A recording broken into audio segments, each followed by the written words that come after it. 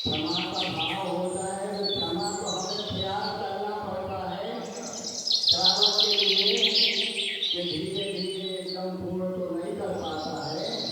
पूर्ण क्षमा तो होती है मुनिराजों के यहाँ। मुनिराजों के यहाँ आपने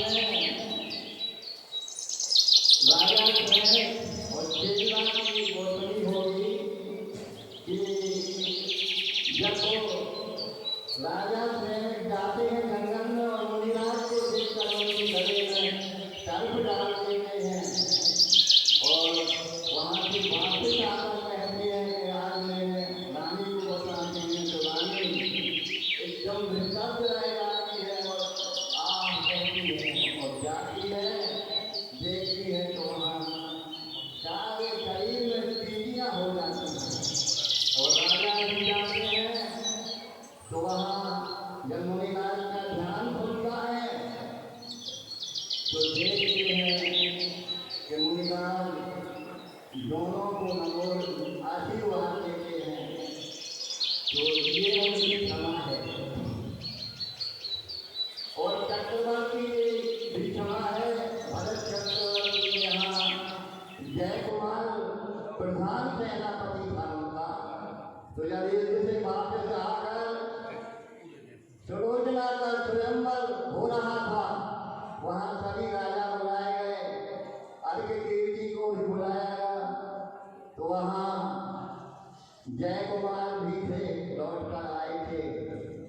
तो सुलोचना ने स्वयंवर में जय कुमार के गले में माला डाल दी।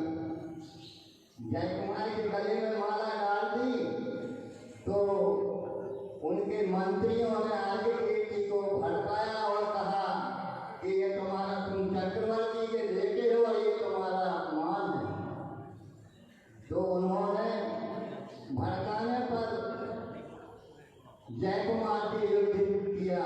तो युद्ध में जय कुमार ने उनको बंदी बना लिया और फिर सुलोचना के पिताजी ने उनका स्वयंवर किया और उसके बाद अर्घ कीर्ति का भी अपनी एक बेटी के साथ स्वयंवर किया। इसके बाद वहाँ से जब वो चलते हैं कि अयोध्या चलें तो जाते हैं तो देखो चक्रवर्ती की क्षमा के उनके लड़के का इतना अपमान हुआ और इसके बाद में जय कुमार अकेले जाते हैं, चक्रवर्ती से कहते हैं कि ऐसा ऐसा हो गया। तो उन्होंने कहा तुम अपनी पत्नी को क्यों नहीं लाए यहाँ? और उनने कहा कोई बात नहीं और ये उनने क्षमा की। इसके बाद एक और क्षमा का उदाहरण है गुरुदेव का। महासागर जी ने बताया कि हम जब ब्रह्मचारी अवस्था में जबलपुर में थे, गुरुदेव वहीं थे, तो वहाँ सुबह जब चौका लगता था तो वहाँ जब ब्रह्मचारी जी घरों के होते थे तो वो चौकों में होते थे और दूसरे पक्ष में जो आहार होते थे तो वो वहाँ आश्रम में व्यवस्था की। कहने लगे कि हमारे थोड़ा तबीयत ठीक नहीं थी तो मैंने वहाँ जाके कहा उनसे जो भोजन बनाती है कि आज हमें 2 पराठे बना देना। तो उन्होंने बना दिए और जब भोजन शुरू हुआ तो ये खाने लगे। तो वहाँ जो व्यवस्थापक थे मुखिया, उनने देखकर यहाँ आके उनको बातें की खूब, ऐसा नहीं होता है और तुम ऐसा करो ऐसा करो। इनको गुस्सा आ गई और उन्होंने उनको एक तमाचा मार दिया। अब देखो तो हलकंप मच गया, वहाँ लोग बचाने लगे जितने भी ब्रह्मचारी थे, जब उनको दौड़े पकड़ा और अब तो इतना सोच लिया कि बस हमारा तो मिस्टर बोर्ड अब बन गया। तो इन्होंने अपने रिश्तेदारों को भी फोन कर दिया कि भाई हमारा ऐसा ऐसा हो गया है और आप हमें लेने आ जाना। लेकिन दूसरे दिन आचार्य श्री ने सभी कर्मचारियों को बुलाया और उनको बुलाया तो उनसे पूछा कि भाई क्या बात है?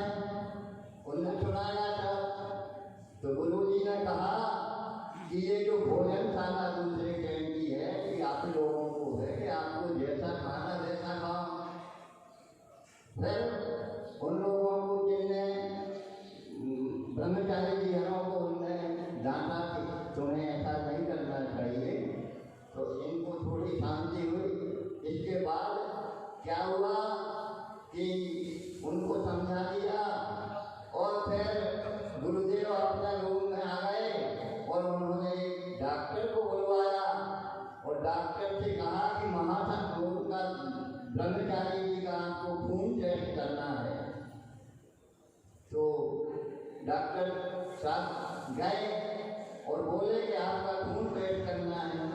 तो उन्होंने कहा हमें कोई बीमारी थोड़ी है जो आप खून टेस्ट बिना गुरु जी के हम कुछ नहीं कर सकते। तो उन्होंने गुरु जी ने कहा भेजा है, तो उन्होंने खून टेस्ट किया तो उनको टाइफाइड निकला।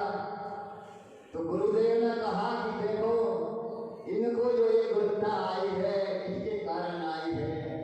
तो देखो गुरुदेव की क्षमा, यहाँ अपन समाज में होते तो कोर्ट केस बन जाता। तो गुरुदेव की क्षमा और इतनी महानता, उन्होंने फिर उनको भी समझाया कि देखो अपन को भी ऐसा नहीं करना चाहिए, ये क्षमा होती है।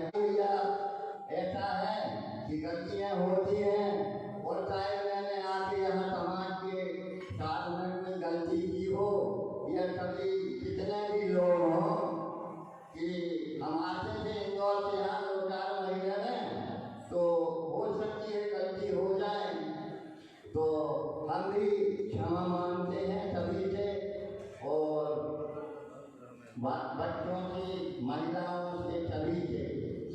भाग्य और पुण्य उदय तो इतना है शाहपुर वालों का कि बिन मांगे उनको मिल जाता है, मगर बिन मांगे कैसे मिलता है ये भी हमें सोचना चाहिए कि उनका एक परिवार शाहपुर वाला इंदौर में भी है।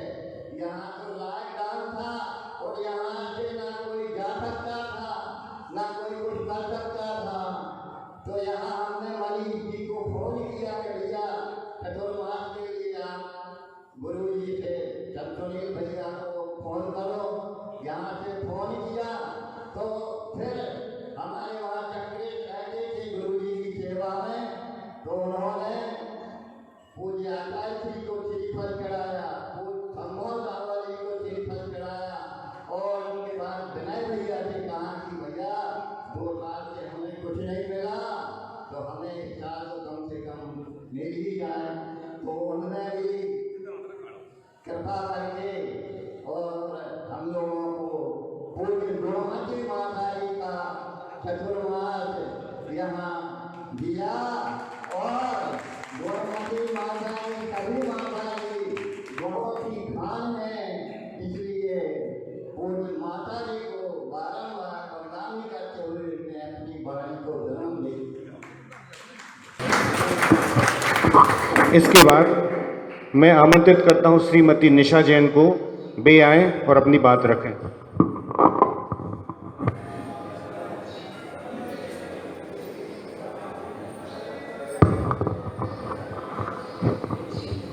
सबसे पहले मैं माता जी को वंदना करते हुए वंदामी माता जी, वंदामी माता जी माता। उसके बाद मैं जिनेंद्र भगवान को नमस्कार कर सभी से उत्तम क्षमा बोलती हूँ। उत्तम क्षमा, उत्तम क्षमा, उत्तम क्षमा, उत्तम क्षमा। जैसा भी दादाजी ने बताया कि चतुर्मास मिला माता जी का, तो माता जी का जैसा नाम है गुणमती माता जी, वैसे ही गुणों का भंडार हैं वो। गुरु को सूरज कहूँ तो सूरज में, गुरु को सूरज कहूँ तो सूरज में आग है। गुरु को सूरज कहूँ तो सूरज में आग है। गुरु को चंदा कहूँ तो चंदा में दाग है।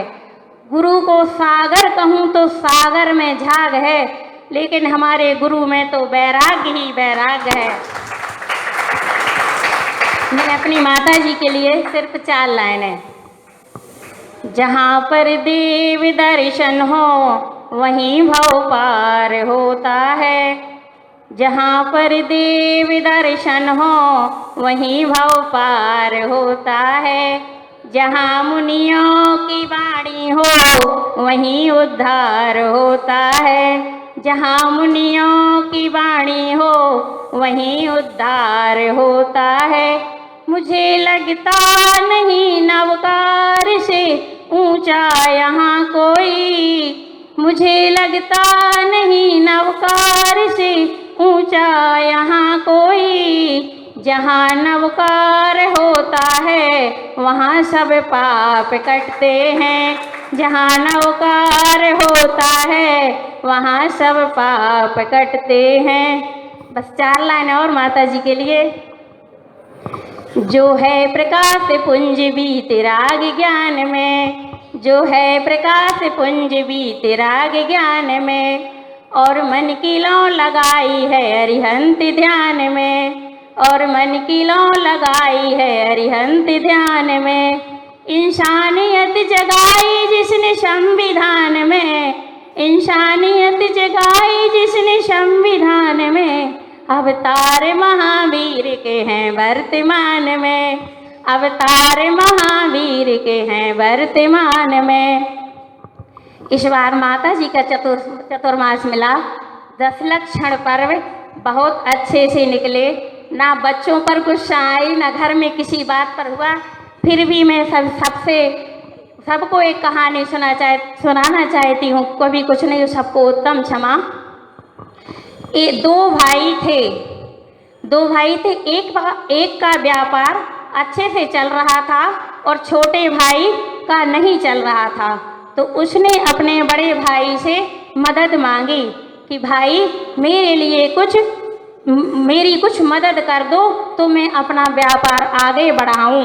तो बड़े भाई ने अपने भाई को छोटा समझ के और 3 लाख रुपए दे दिए। तो भाई ने उन पैसों से अपना धंधा बढ़ाया और आगे बढ़ता गया और धंधा अच्छा चला और चलता गया और खूब अच्छा हो गया पैसा। फिर वो अपने बड़े भाई के कर्ज को भूल गया। बड़े भाई को बहुत गुस्सा आने लगा। मांगने पर पैसा नहीं दिया, बहुत बार मांगा। फिर वो समाज में सबको सुनाने लगे, अपने रिश्तेदारों से निंदा आलोचना करने लगे। तो कुछ नहीं हुआ, ना उनको कुछ असर हुआ। फिर एक दिन उन्होंने बड़ा साहस करके गुरुदेव के पास गए और सारी व्यथा सुनाई। तो गुरुदेव ने कहा कि जाओ, तुम अपने छोटे भाई के घर जाओ और उससे क्षमा मांगो। तो वो कहते हैं कि मैं क्यों क्षमा मांगूं, गलती तो उन्होंने की है, तो मैं क्यों क्षमा मांगूं। फिर भी महाराज जी ने उसे बहुत समझाया। फिर वो महाराज जी के कहने पर फल और मिठाइयाँ लेकर अपने छोटे भाई के घर गए, क्योंकि बोलना चालना बिल्कुल बंद था। तो वो अपने छोटे भाई के घर गए। तो जैसे ही उन्होंने दरवाजे पर दस्तक दी तो छोटे भाई का बेटा आया और बोला, पापा ताऊ जी आए हैं। तो वो भी खूब खुश हुआ, बच्चा बहुत खुश हुआ। और पापा को जब पता चला कि भैया आए हैं तो उनकी खुशी का ठिकाना ना रहा। और भाभी, उसकी पत्नी भी थी, वो भी बाहर आई। सभी बच्चे ताऊ जी को देखकर बहुत प्रसन्न हुए और गले लगाया, सबकी अश्रुधारा बहने लगी। इसके बाद जब छोटा भाई अलमारी में से पैसे लाकर भाई के पास रख दिया, कहने लो भाई, मैंने जितना आपसे लिया था ब्याज सहित ये ले लो। तो भाई ने कहा, नहीं, मैं ये पैसे लेने नहीं आया हूँ, बस मैं तो क्षमा मांगने आया हूँ। गलती मैंने की है, मैंने तुझे गलत समझा, सबको सुनाया, सबसे कहा, मंदिर में तक मेरे भाव खराब हुए, इसलिए मैं हाथ जोड़कर तुमसे क्षमा मांगता हूँ। तो उसने, छोटे भाई ने अपने बड़े भाई के पैर पकड़े और कहा, नहीं भाई, गलती मेरी है। तो दोनों ने अपनी अपनी गलती बता दी, एक दूसरे को क्षमा किया और घर वापस आ गए। और मिलना बोलना सब, इसलिए सबको ऐसे ही करना चाहिए, सबको उत्तम क्षमा। अपनी वाणी को ब्राह्मण माता जी को बलिदान। वास्तव में कहा जाता है, क्षमा वीरों का आभूषण होता है। बनारसी दास जी के जीवन की घटना आती है। वो बहुत सरल व्यक्ति थे और उनकी पत्नी उनसे ज़्यादा कहना चाहिए बहुत क्रोधित हुआ करती थी, बहुत क्रोध करती थी। जब भी कुछ भी करते तो पंडित जी अपने मगन रहते थे, अपने शांति से निकालते, उनकी पत्नी बड़बड़ाया करती, गुस्सा करती थी। एक बार 11 का समय था, उनके लिए गन्ना लेने पहुंचाया कि पंडित जी गन्ना लाओ बाजार से, गन्ना लेके आओ, पूजा करना है। तो पंडित जी गन्ना लेने गए और वहां से गन्ना लेके आ रहे थे। तो वो बच्चों से बहुत प्रेम करते थे पंडित जी। तो सब बच्चों ने कहा पंडित जी हमें गन्ना दो, हमें गन्ना दो। और वैसे खेलते खेलते पंडित जी ने सारे गन्ने बांट दिए। अब पंडितायन घर में बैठी हैं कि पंडित जी अभी तक नहीं आए। बहुत आग बबूला हो गई, बहुत क्रोधित हो गई कि पंडित जी अभी तक क्यों नहीं आए, आने दो देखते हैं। और पंडित जी सुबाल बच्चों में गन्ना बांटने लगे। अब वो गन्ना बांटते बांटते सारे बट गए, सिर्फ एक गन्ना बचा और इधर लेट हो गए। अब जैसे ही घर में आए, दरवाजा खोला, कुंडी बजाई, पंडितानी ने देखा कहीं एक गन्ना ले आए। दिन भर में जो ले आए और गन्ना छुड़ाया और वही गन्ना उनकी मूड़ से मार दिया। अब गन्ना जैसे उनके सिर से मारा, गन्ने के 2 टुकड़े हो गए। अब पंडितायन बड़बड़ा रही हैं। पंडित जी सरल स्वभावी थे, उन्होंने गन्ना उठाया, वो 2 टुकड़े, और कहा भाग्यवान ये 2 हो गए, सो एक तुम चौंके ले, एक हम चौंके ले रहे हैं। मतलब ऐसी सरलता आ जाए, क्षमा आ जाए हृदय में, तो कभी किसी का जीवन नरक नहीं बन सकता, स्वर्ग ही बन सकता है। इसके बाद मैं श्री निरंजन कुमार जी बेया जी को आमंत्रित करना चाहता हूं, वे आएं और अपनी बात को रखें। बोलो मूल नायक श्री 1008 आदिनाथ भगवान की जय। वर्तमान शासन नायक महावीर भगवान की जय। परम पूज्य 108 आचार्य गुरुवर विद्यासागर जी महाराज की जय। परम पूज्य 105वां गुणमती माता जी की जय। आर्यिका संघ की जय। मेरा अपना अनुभव, हमारे दशलक्षण पर्व क्षमा से शुरू होकर क्षमा पर ही समाप्त होते हैं। हमने क्रोध मान माया लोभ इनको त्याग कर सत्य शौच संयम तप त्याग आकिंचन और ब्रह्मचर्य की तरफ अपने कदम बढ़ाए हैं। मैं सुनता आया हूँ कि क्षमा वीरों का आभूषण है, तो क्या सही में हम वो वीर बन पाए कि हम किसी की भी बड़ी से बड़ी गलती के लिए हृदय से क्षमा कर पाए? क्या नहीं कर पाए। हमारे भीतर जो हमारी आत्मा में जो कसाएं एक दूसरे के प्रति हैं, हम उनको हृदय से क्षमा नहीं कर पाते हैं। क्यों नहीं कर पाते हैं? ये हमारी अज्ञानता है। और हम ये जानते हैं कि हमने इन 10 धर्मों में जितना सुना, जितना पढ़ा, जितना देखा, उस विषय में हम एक कदम भी आगे नहीं बढ़ पाए। हमारी जिंदगी आगे बढ़ती जा रही है और हम इस दुनिया से चले भी जाएंगे, मगर हमारा हृदय जितना पवित्र होना चाहिए उतना पवित्र नहीं हो पाता है। हम देख रहे हैं इन 10 दिनों में हमारे व्यवस्थापकों के प्रति लोगों में कुछ रोष, कुछ गुस्सा, कुछ नाराज़गी है। व्यवस्था बनाने वालों पे प्रमादवश कोई गलती, कोई भूल हो ही जाती है, तो हम चाहते हैं या तो व्यवस्था स्वयं अपने हाथ में लेवें या फिर उन पदाधिकारियों के हर किस्म के आदेश को, उनकी व्यवस्था के लिए आप उनकी प्रशंसा करें। हमने देखा हमारे यहाँ अनंत चतुर्दशी के दिन जैसा कार्यक्रम हमने अपनी ज़िंदगी में कभी कल्पना नहीं की थी, वैसा कार्यक्रम हमने माताजी के सानिध्य में किया। हमारे श्री जी का जल विहार, जो हम करीब 1 किलोमीटर की यात्रा करके वापस मंदिर जी में आते थे, मगर हमने देखा हमारा ये जो 5 मूर्तियों का जो जल विहार हुआ है, हमारी समझ में, हमारे जैन समाज के इतिहास में ये विलक्षण क्षण थे। जो हमने पाया वो निश्चित तौर पर ऐसा था कि कहने लायक है, ये इतिहास है। हमारा छोटी सी समाज और ऐसे आयोजन, मगर उसका एक मूल कारण है कि हमें ऐसे गुरुओं का, साधुओं का सानिध्य मिला और हमने अपने पर्वों को बहुत अच्छे तरीके से मनाया।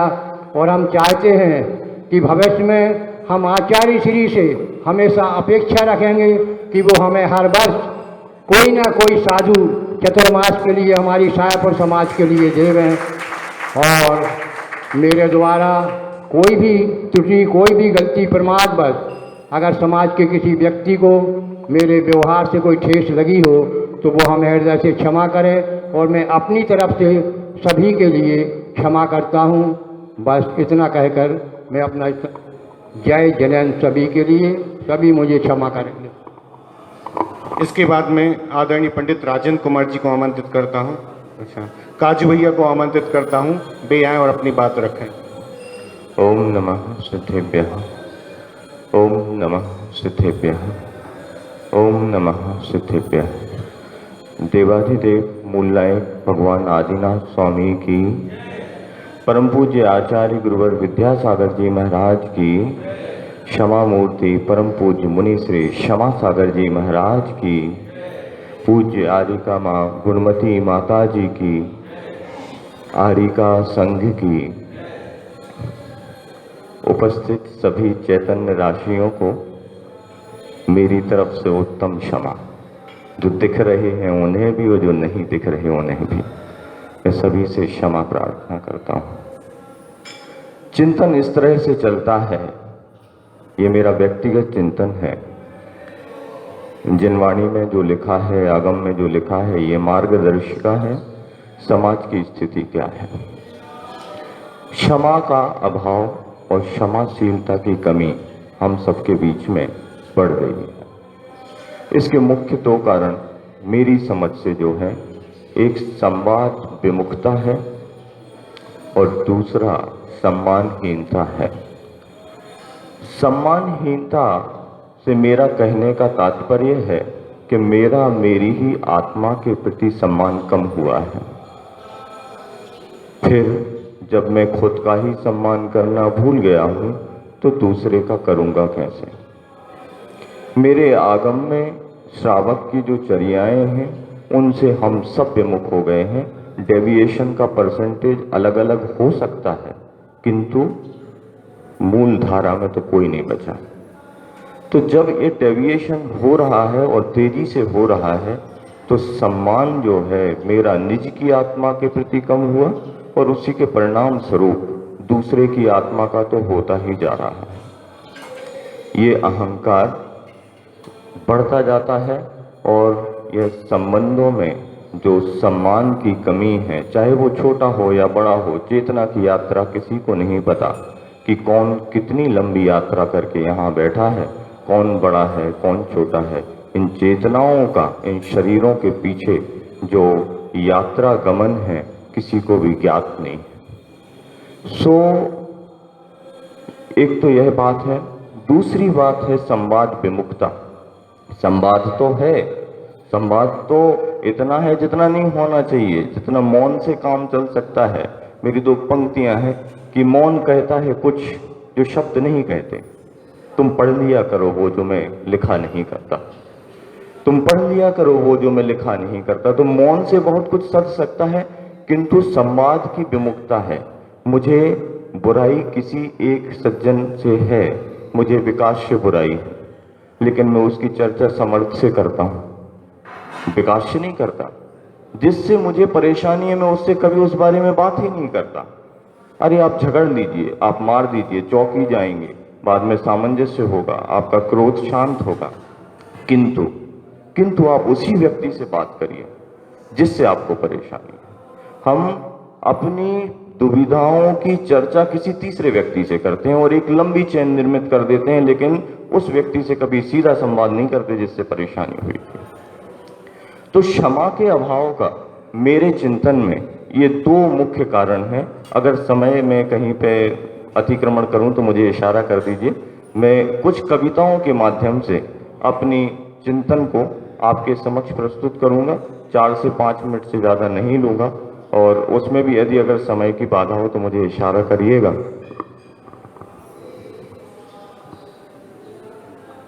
हर बात अगर हम दिल पर ले लें और सोच सोच कर ही सब बोलें मन में ही घुट रह जाएंगे, रिश्ते सभी सिमट जाएंगे। ऐसे तो हम मर जाएंगे, ऐसे तो हम मर जाएंगे। और जाने कहाँ गए वो साथी जिनसे हंसकर कुछ भी बोलें, तोल मोल के बोल बचे जब अब मौन शेष रह जाएंगे। ऐसे तो हम मर जाएंगे। अगर क्षमाशीलता नहीं होगी, सहनशीलता नहीं होगी, हमने आधी बात कह दी तो बुरा लग गया, अरे बुरा लग गया तो क्षमा भी कर दो, क्षमा मांग भी लो।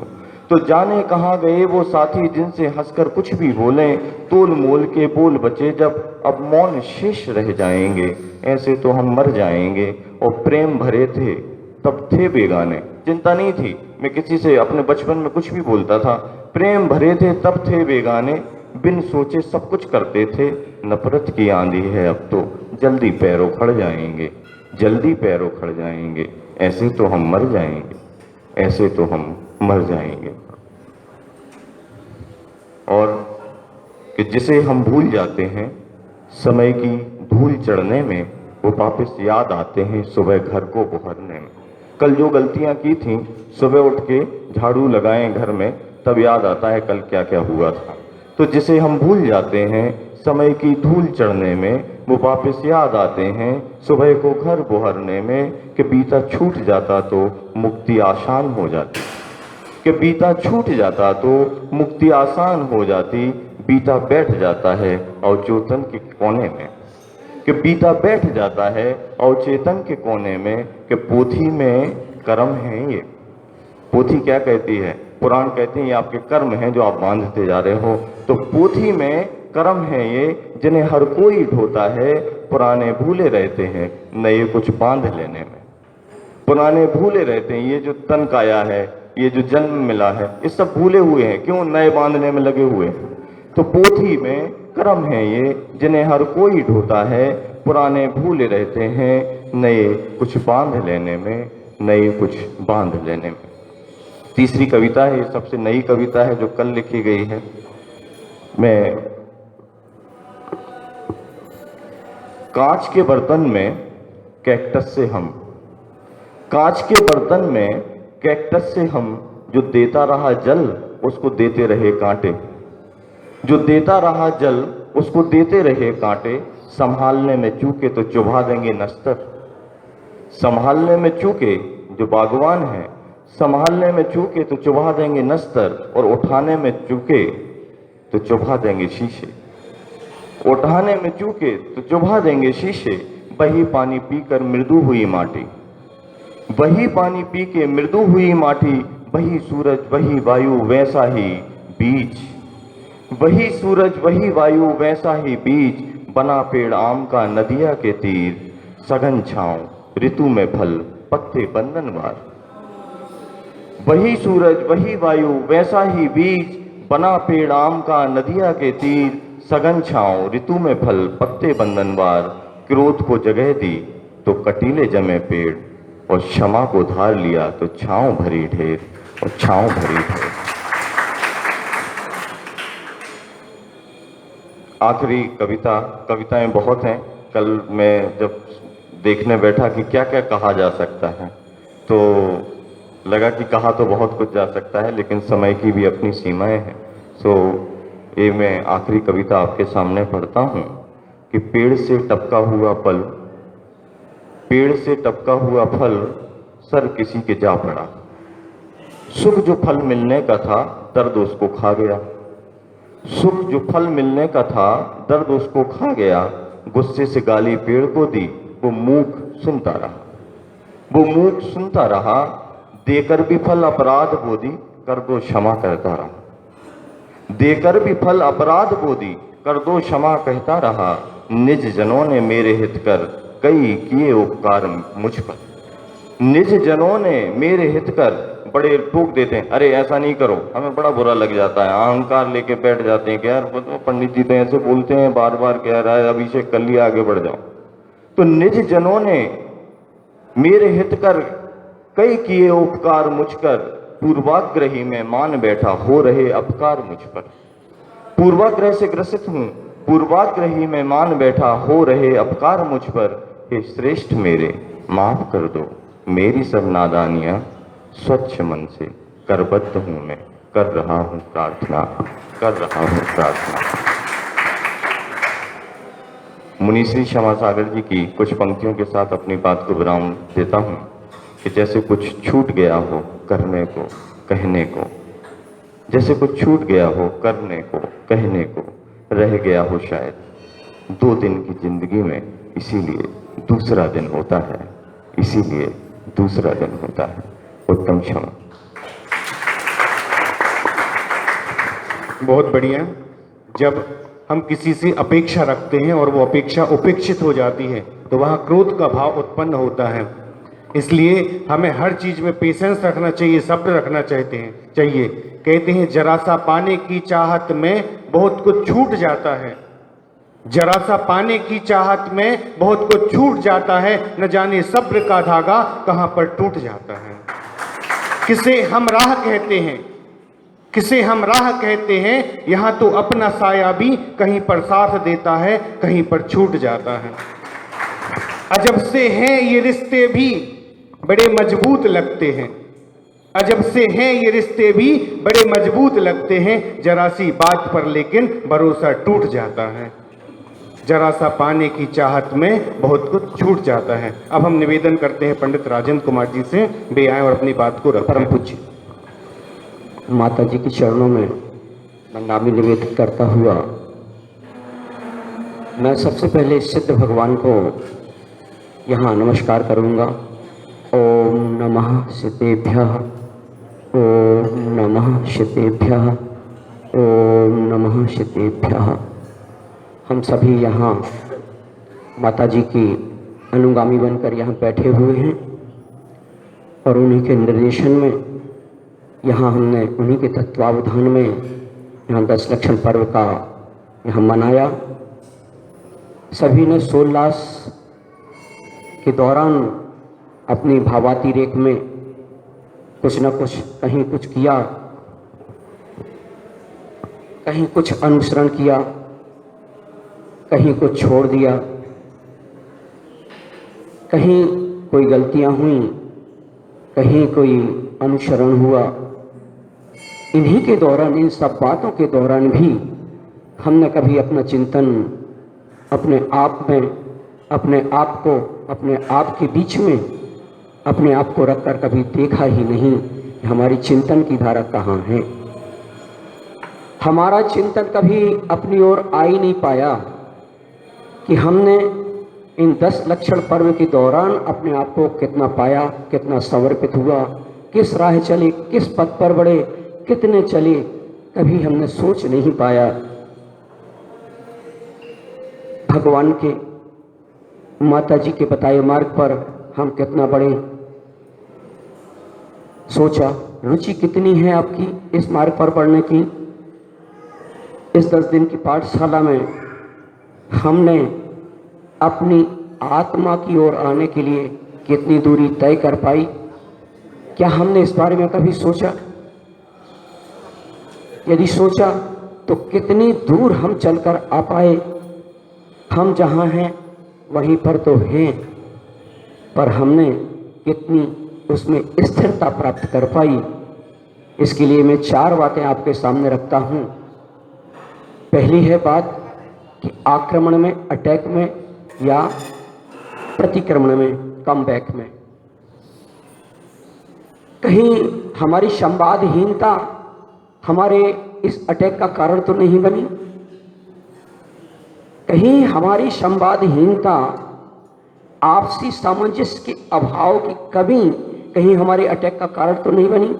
यदि अटैक का कारण बनी तो हमने कम बैक कितना किया, अर्थात प्रतिक्रमण में हम कितना गए? 3 वक्त की जो सामयिक हमारे यहाँ बताई गई है, उस प्रतिक्रमण के माध्यम से अपने आप को सामंजस्य में कितना ढाला, कितने लोगों से कम बैक किया? कहीं इस बारे में हमने स्थिरता प्राप्त की? कहीं इस बारे में हमने सोचा क्या? यदि नहीं सोच पाया तो इस कम बैक के लिए हमें प्रतिक्रमण को तो अपनाना ही पड़ेगा।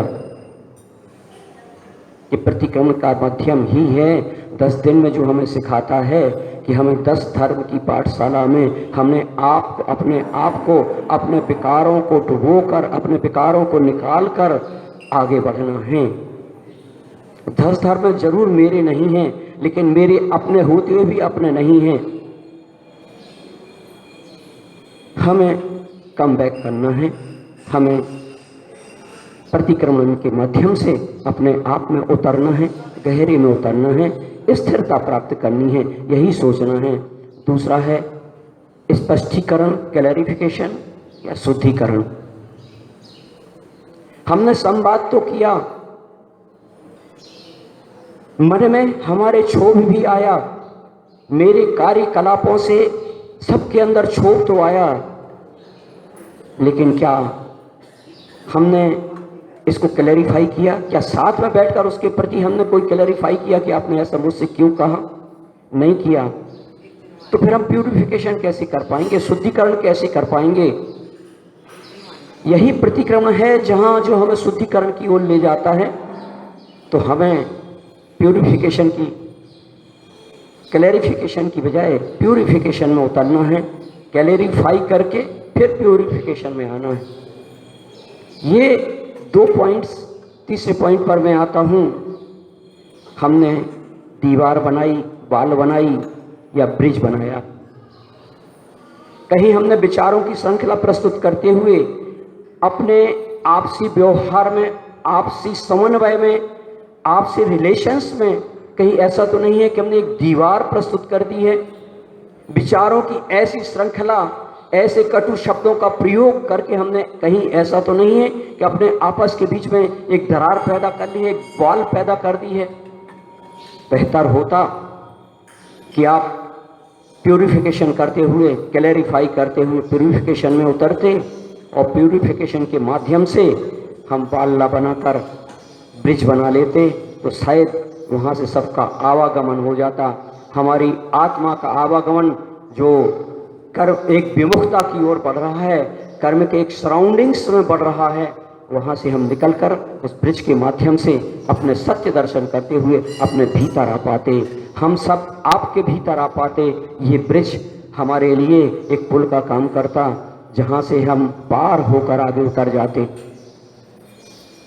कहीं काश हम यहाँ चूक तो नहीं गए? इन 3 पॉइंट्स पे कभी अपने आप को अवलोकित करके देख लेना जीवन में कि हम कहाँ पहुँचे, कहाँ हैं, कहाँ जाना है और क्या करना है। चौथे पॉइंट पर हम आते हैं। सत्य दर्शन 2 तरह का होता है, राइट्स भी होता है, रॉन्ग भी होता है। सत्य दर्शन में हम कितने हैं? सत्य दर्शन कैसा हुआ, कहाँ हैं? हमारा अपने आप का सत्य दर्शन कहीं हमें आपसे दूर तो नहीं ले जा रहा है? या स्नेह दर्शन में, लव में हमारा अपनी माता के प्रति, हमारे भगवान के प्रति समर्पण, हमारा आपके प्रति समर्पण कितना है? हमें आपके प्रति स्नेह दर्शन कैसा है? हमें इन सब बातों को सोचना है। यदि रुचि हमारी आक्रमण में, स्पष्टीकरण में, दीवार बनाने में है, सत्य दर्शन में है, तो निश्चित मानिए कि हम अपने अहंकार को ही पुष्ट करते हैं। और अहंकार को पुष्ट करना है अर्थात क्षमा से दूर जाना है, क्षमा से दूर जाना है।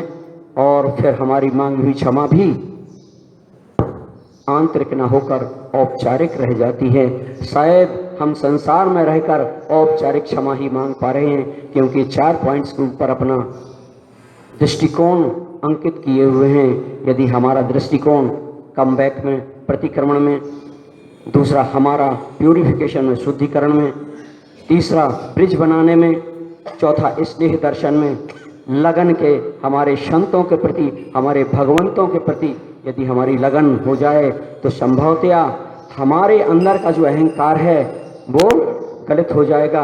और अहंकार जहाँ विसर्जन हुआ वहाँ मेरे अंदर क्षमा आ जाएगी, और क्षमा का वास जहाँ होता है वहाँ से अहंकार विदा हो ही जाता है। और तब हमारी मांग हुई क्षमा भी औपचारिक न होकर आंतरिक हो जाती है। और मैं इसी चारों चीज़ों का निर्माण करता हुआ इन 10 दिनों के दौरान मुझसे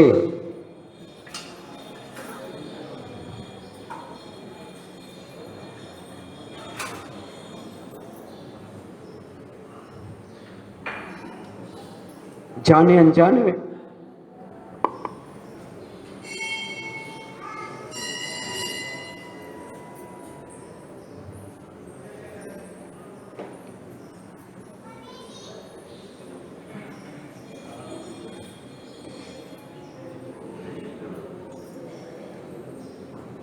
जाने अनजाने में जो भी अपराध हो गए हों, सबसे पहले मैं माता जी के चरणों में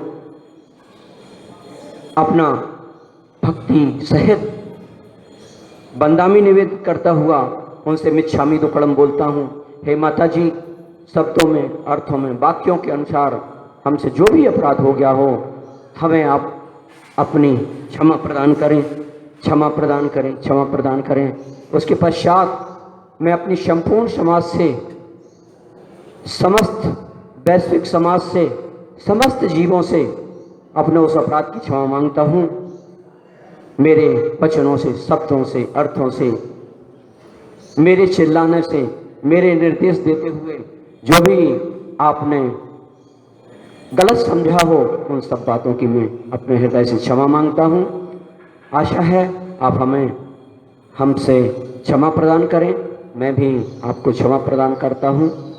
खम्मामी शब्द जीवाणाम सभ्य जीवा खमति में मेत्ती में सब भूतेषु वैरणम मच्छरणा केड़वी